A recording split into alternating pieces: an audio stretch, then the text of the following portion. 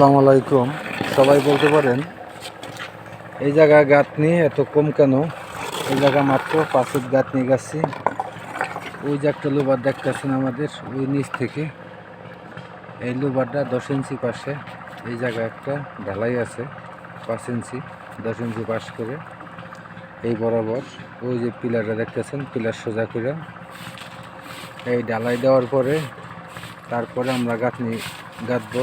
বাকি যতগুলো আছে এছাড়া আমাদের গাঁথনি সবই একই লেভেল। এই জায়গা আলাদা একটা ডিজাইন হবে, একটা 10 ইঞ্চি ঢালাই আছে সানসেটের মতো, তারপরে গাঁথনি আছে।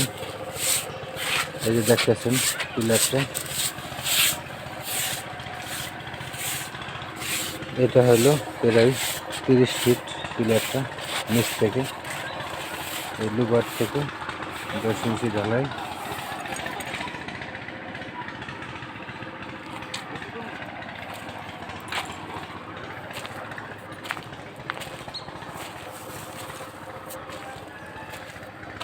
মোটামুটিভাবে 3 সাইড গাঁথা কমপ্লিট। আমাদের বাকি আছে খালি সামনের একটা সাইড।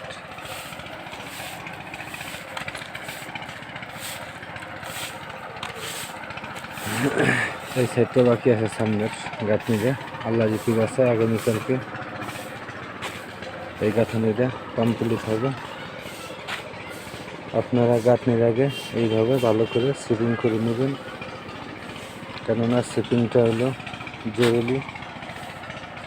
সুন্দর করে আপনারা দেখেন বা প্রতি করার জায়গায় সুন্দর করে সিপিং করে এরপরে গাঁথনিগুলো গাঁথা। সবাই ভিডিওটি শেয়ার করে দিবেন এবং লাইক করবেন।